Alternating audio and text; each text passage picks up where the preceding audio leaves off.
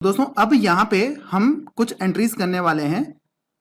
सबसे पहले हम फिक्स असेट्स की परचेज करेंगे और उसके बाद उसका डेप्रिसिएशन बुक करेंगे और ये मैं आपको बैलेंस शीट में भी दिखाऊंगा कि किस तरह से ये इफेक्ट करता है।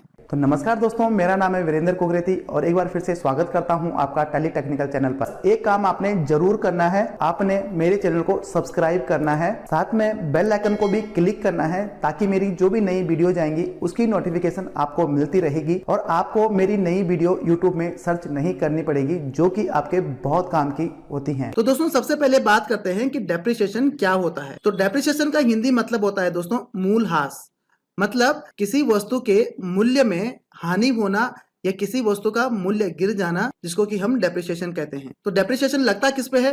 तो डेप्रिसिएशन दोस्तों जो हमारी फिक्स असेट्स होती हैं उस पे डेप्रिसिएशन लगता है। तो क्या डेप्रिसिएशन सारी फिक्स असेट्स पे लगता है?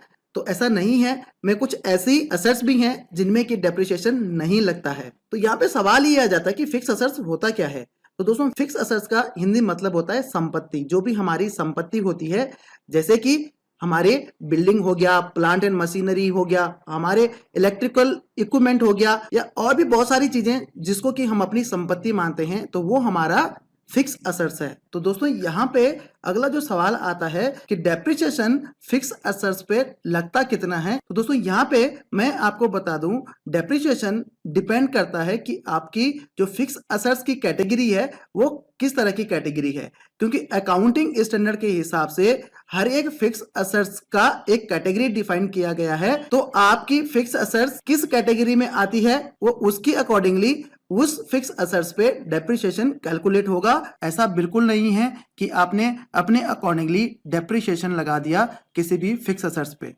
तो यहाँ पे ध्यान रखिएगा, इसकी कैटेगरी डिफाइन की गई है अकाउंटिंग में, उनकी अकॉर्डिंगली ही आप डेप्रिसिएशन काउंट कर सकते हैं, डेप्रिसिएशन कैलकुलेट कर सकते हैं, या उस पर्टिकुलर फिक्स असेट्स पे आप उतना ही डेप्रिसिएशन लगा सकते हैं। अब डेप्रिसिएशन जो आप कैलकुलेट कर रहे हैं हो सकता है उस पर्टिकुलर फिक्स असेट्स में उसका जो पीरियड है, पीरियड की अकॉर्डिंगली उसका डेप्रिसिएशन रेट दिया गया हो, तो उसके अकॉर्डिंगली ही आप अपने फिक्स असेट्स पे डेप्रिसिएशन कैलकुलेट कर सकते हैं। अगला जो इंपॉर्टेंट क्वेश्चन आ जाता है दोस्तों कि डेप्रिसिएशन क्यों लगाना पड़ता है, इसकी जरूरत क्या होती है और इसका अकाउंटिंग में इफेक्ट क्या पड़ता है। तो दोस्तों इसको हम एक एग्जांपल के थ्रू समझने की कोशिश करते हैं, जिससे कि आपको डेप्रिसिएशन भी समझ आ जाए और डेप्रिसिएशन क्यों लगता है, उसका इफेक्ट क्या पड़ेगा वो भी समझ आ जाए। उसके बाद हम समझेंगे कि टैली में हमें फिक्स असेट्स की परचेज की एंट्री कैसे करनी है, साथ ही साथ उसके डेप्रिसिएशन की एंट्री हमें कैसे डालनी है, कैसे एंटर करनी है।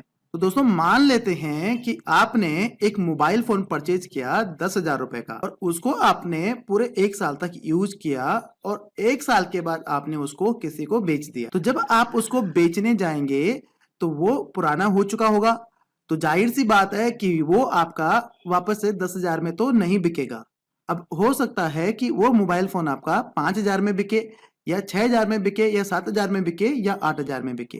तो हम मान लेते हैं कि वो मोबाइल फोन आपका 8,000 रुपए में बिक गया 1 साल यूज करने के बाद। तो आपको कितने का लॉस हुआ? तो आपने मोबाइल फोन परचेज किया था 10,000 रुपए का और 1 साल यूज करने के बाद आपने उसको 8,000 रुपए में बेच दिया, तो आपको टोटल लॉस हुआ 2,000 रुपए का। तो यहाँ पे जो आपका 2,000 रुपए का जो लॉस है, तो ये एक तरह से डेप्रिसिएशन है। तो ये बैलेंस शीट में किस तरह से इफेक्ट करेगा, ठीक है। अब मान लीजिए वो मोबाइल फोन आपने बेचा नहीं है, उसको आप अभी भी यूज कर रहे हैं और आगे आप काफी टाइम तक उसको यूज करते रहेंगे। इसका जो अकाउंटिंग में इफेक्ट पड़ेगा, तो जो आपकी बैलेंस शीट होगी, जब आप अपनी बैलेंस शीट बनाएंगे, फाइनलाइज करेंगे, तो वहां पे 10,000 रुपए आपके फिक्स असेट्स में दिखेंगे कि आपके पास 10,000 रुपए का मोबाइल फोन पड़ा हुआ है।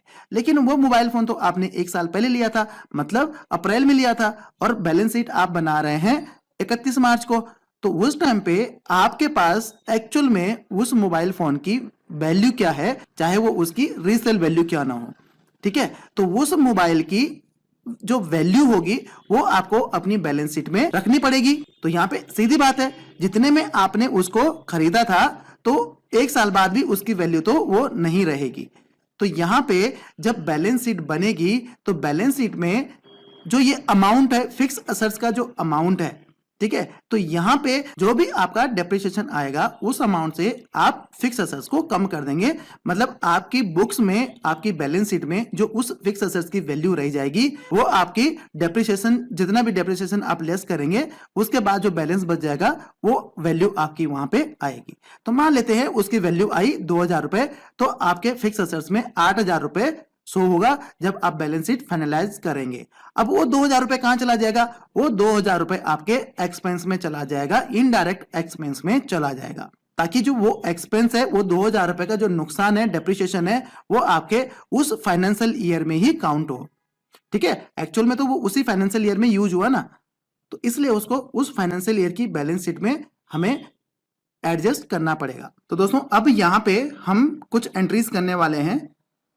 सबसे पहले हम फिक्स असेट्स की परचेज करेंगे और उसके बाद उसका डेप्रिसिएशन बुक करेंगे, और ये मैं आपको बैलेंस शीट में भी दिखाऊंगा कि किस तरह से ये इफेक्ट करता है। सबसे पहले हम फिक्स असेट्स को परचेज करते हैं। तो फिक्स असेट्स को परचेज करने के आपके पास दो तरीके हैं, या तो आप परचेज वाउचर के थ्रू परचेज कर सकते हैं, दूसरा आप जनरल वाउचर के थ्रू भी परचेज कर सकते हैं। तो हम दोनों तरीके से यहाँ पे परचेज करेंगे।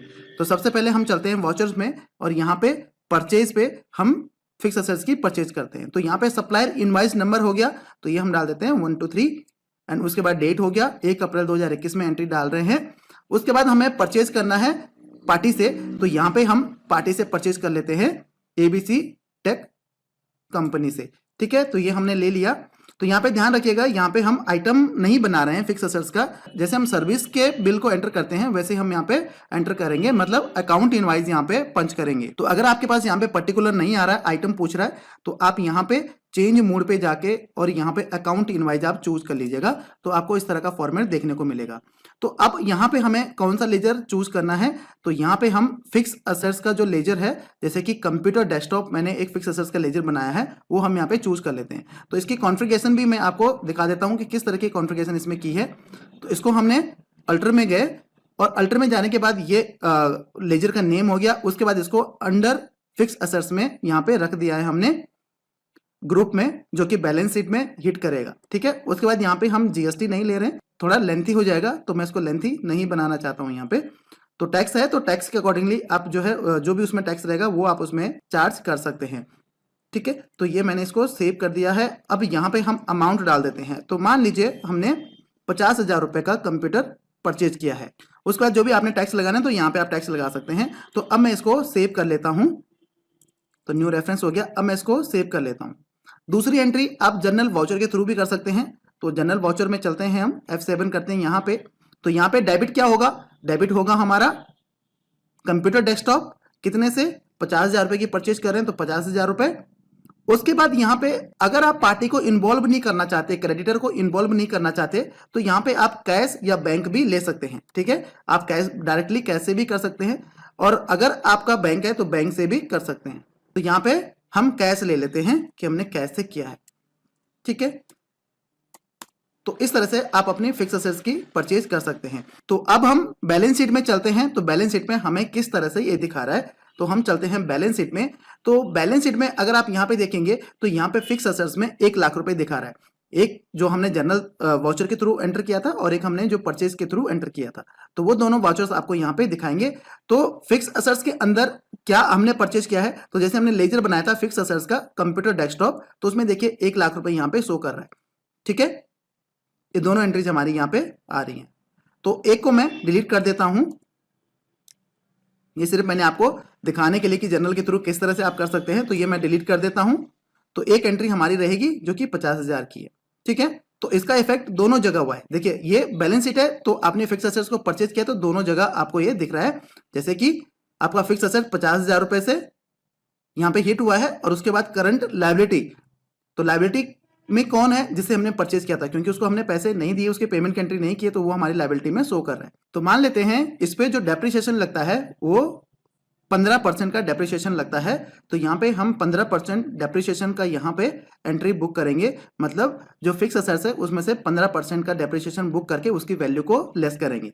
तो एंट्री बुक कैसे करेंगे, उसके लिए हम चलते हैं जनरल वाउचर पे, और यहाँ पे हम एंट्री बुक करते हैं डेप्रिसिएशन की। तो डेप्रिसिएशन की एंट्री क्या होगी, तो यहाँ पे हम एक डेप्रिसिएशन का अकाउंट बनाएंगे। तो यहाँ पे ऑल्ट सी करते हैं कंप्यूटर, हम यहाँ पे एक लेजर बना देते हैं जिसको कि हमें अंडर रखना है इनडायरेक्ट एक्सपेंस, क्योंकि ये हमारी कंपनी के लिए एक्सपेंस है, ठीक है, क्योंकि लॉस है, सीधा सीधा लॉस है, तो इसको हम इनडायरेक्ट एक्सपेंस में रख देते हैं। उसके बाद हम इसको सेव कर देते हैं, ठीक है। डेप्रिसिएशन ऑन कंप्यूटर, तो फिक्स असेट्स की वैल्यू कितनी है? 50,000 रुपए, तो इसका 15% हमारा हो जाता है 7,500।